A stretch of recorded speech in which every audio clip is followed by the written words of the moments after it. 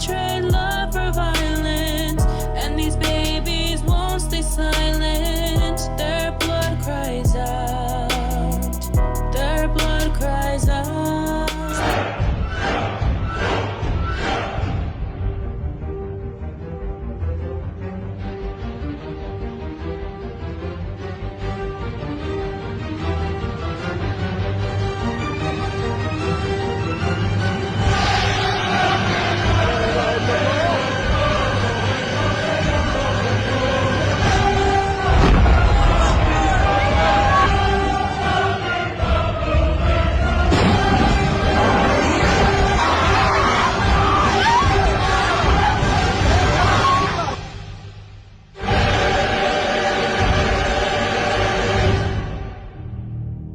God speaks to Israel in Isaiah chapter 1 verses 15 through 17, which says, "When you spread forth your hands, I will hide my eyes from you. Even though you make many prayers, I will not listen. Your hands are full of blood. Wash yourselves, make yourselves clean. Remove the evil of your doings from before my eyes. Cease to do evil, learn to do good. Seek justice, correct oppression, defend the fatherless, plead for the widow.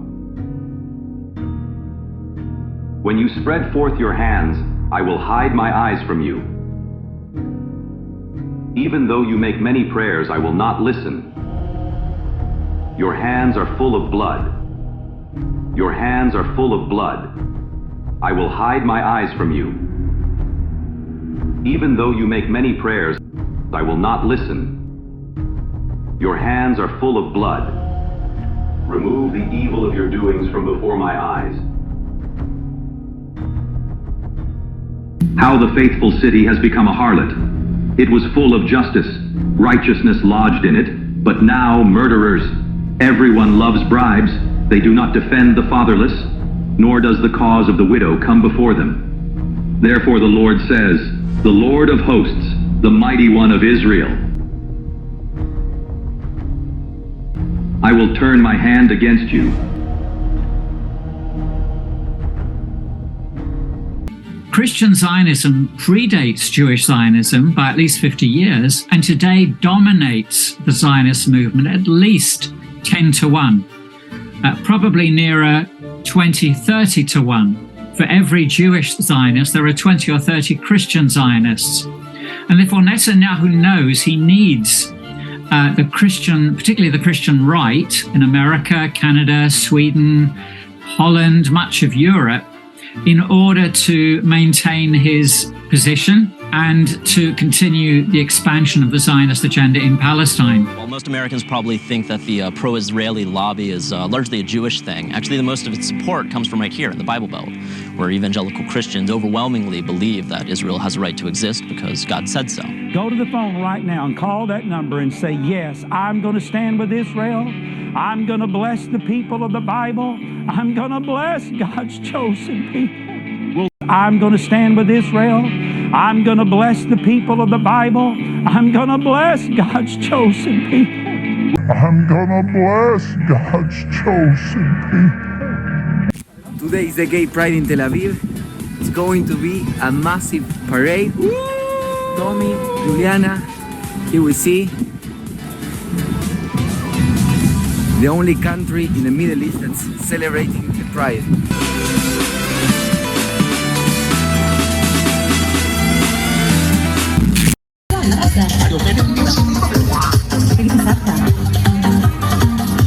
סבתא בשלבי שר, סבתא בשלבי שר.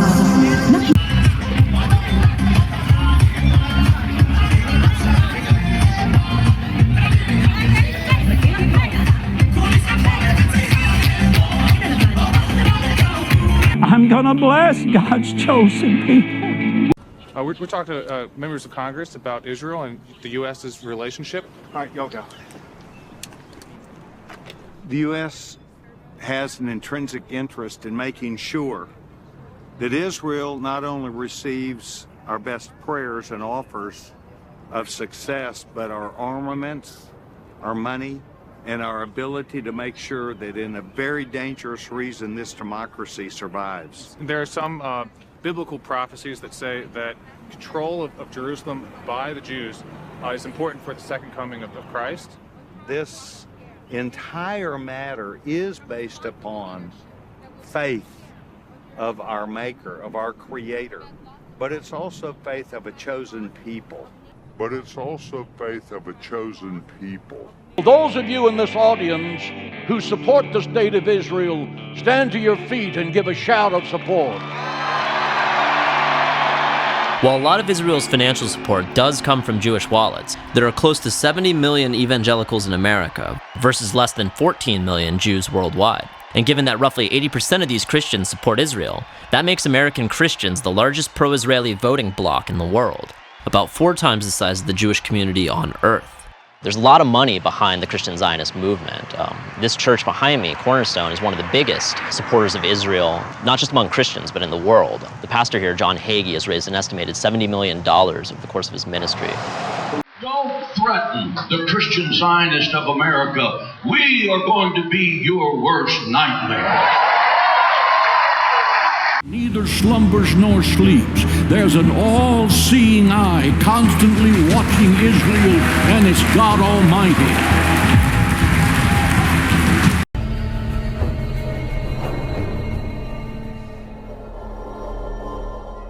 America's economy is war-based, and those who plan it depend upon Christians for their support of those wars. Christian Zionists, by whatever name, are the primary enablers of our serial wars, of the sanctions against other states, and of the occasional occupations of Islamic states and acts of war against other countries. Why do Christians support war when Jesus demanded peace? Because they have been conditioned to think Islam is anathema to them. Celebrity Christian Zionist leaders allow themselves to be used as propagandists against Islamic governments, including Iraq, Palestine, Afghanistan, Somalia, Bosnia, Iran, Sudan, and more. Our purpose is to explain why and how this has been done, and what can be done to change it, because it can be changed. Wars are an official economic policy of our government, which is why we have so many. Wars give governments many advantages for controlling people, but only Christian Zionists believe that war is an integral and necessary part of their religion. This is unchristlike, in error, and conflicts have become perpetual because of it. Christian Zionists, by whatever name, are the only remaining sizable faction that supports wars in places like Iraq. Therefore, responsibility for the economic and social disaster that we now see, including the rising energy and food costs, is largely theirs.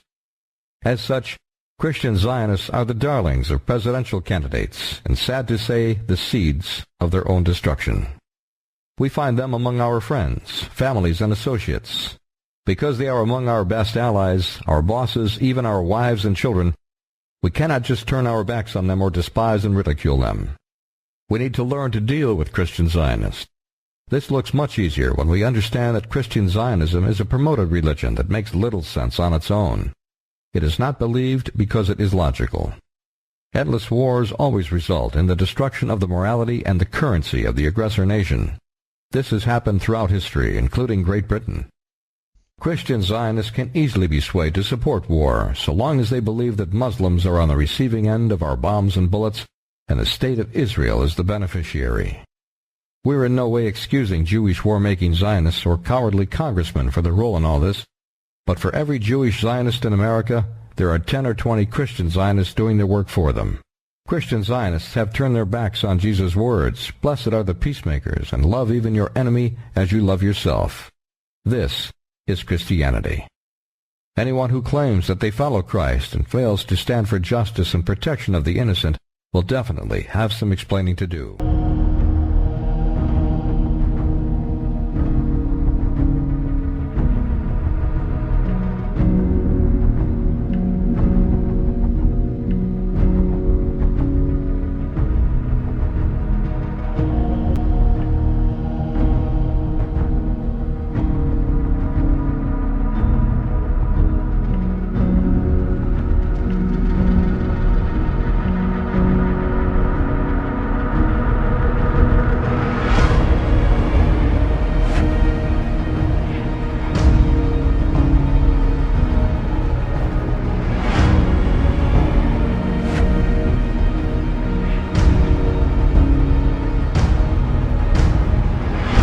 Wake up, everybody! It's World War III!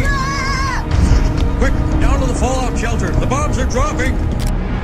God speaks to Israel in Isaiah chapter 1, verses 15 through 17, which says, "When you spread forth your hands, I will hide my eyes from you. Even though you make many prayers, I will not listen. Your hands are full of blood. Wash yourselves, make yourselves clean. Remove the evil of your doings from before my eyes. Cease to do evil, learn to do good. Seek justice, correct oppression, defend the fatherless, plead for the widow.